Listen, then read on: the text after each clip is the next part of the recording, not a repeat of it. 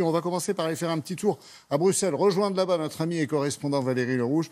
Valérie, pour parler de l'ouverture des frontières, parce que c'est quand même dans notre espace européen un sujet à polémique. On a même l'impression que ça peut parfois tourner au vinaigre, comme ce qui s'est passé entre la France et la Belgique, parce que normalement on aurait dû pouvoir franchir la frontière et patatras, tout s'est effondré. Oui, une fois de plus, ça a été une décision entre pays européens non concertée, unilatérale, un peu à l'emporte-pièce. Alors, les Belges, jusqu'au 7 juin, n'ont pas le droit officiellement de sortir du Royaume, sauf pour raisons professionnelles ou impérieuses. Mais ce week-end, juste avant le week-end, le gouvernement a souhaité donner une bonne nouvelle et un peu d'espoir en annonçant que les Belges pourraient, dès ce week-end, aller voir leur famille ou faire du shopping dans les pays frontaliers. Super, si les pays frontaliers concernés sont au courant et d'accord. Alors ça s'est bien passé avec l'Allemagne et le Luxembourg qui ont déjà officiellement rouvert leurs frontières aux pays voisins.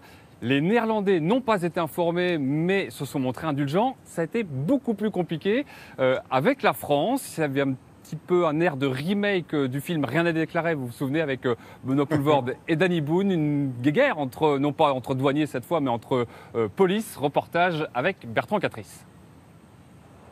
Une belle pagaille à la frontière franco-belge ce week-end et des demi-tours à la chaîne pour les habitants d'Outre-Quiévrain persuadés de pouvoir passer en France. Les frontières restent fermées jusqu'au 15 juin. Et pourquoi est-ce qu'on annonce sur toutes les radios Des policiers français inflexibles et des automobilistes belges désemparés. Vous suivez la déviation, vous retombez directement en Belgique, monsieur. Le gouvernement, les autorités disent des choses. Une fois, on dit ceci, puis on dit le contraire.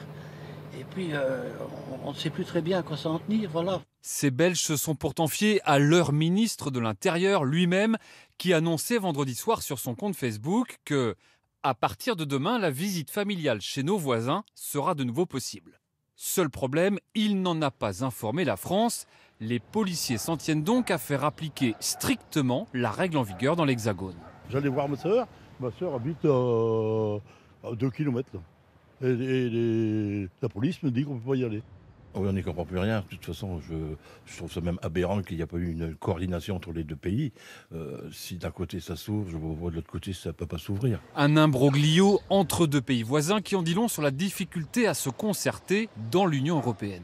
Depuis le début de cette crise, on observe des mesures d'ouverture ou de fermeture unilatérale des frontières entre pays européens. Et c'est ce qui s'est passé hier avec la Belgique qui a décidé unilatéralement d'ouvrir ses frontières avec un certain nombre de ses voisins européens. Or, la France a clairement exprimé le fait que ses frontières nationales restaient contrôlées au moins jusqu'au 15 juin prochain. La France pousse ses partenaires à rouvrir leurs frontières ensemble autour du 15 juin. Un vœu pieux, l'Italie par exemple le fera dès demain. Et vous savez pourquoi, Valérie, c'est si compliqué comme ça de se coordonner entre 27 ? Alors, il y a une raison quand même objective, c'est que l'épidémie n'a pas commencé au même moment dans tous les pays, pas avec la même force ou la même létalité non plus. Donc, il n'y a pas de raison d'avoir une seule date et unique pour les 27. En revanche, la Commission européenne a quand même demandé à ce que les pays se concertent et rouvrent de manière réciproque entre pays frontaliers. On a vu que ça n'est pas le cas. Alors, une petite lueur d'espoir quand même, c'est que la réouverture de l'espace Schengen et de la frontière extérieure de l'Union européenne, elle devrait se faire de manière plus concertée, puisque ce sera une décision à l'unanimité des 27. Merci beaucoup. Merci Valérie. Passez une très belle journée, vous et l'équipe de France Télévisions sur place.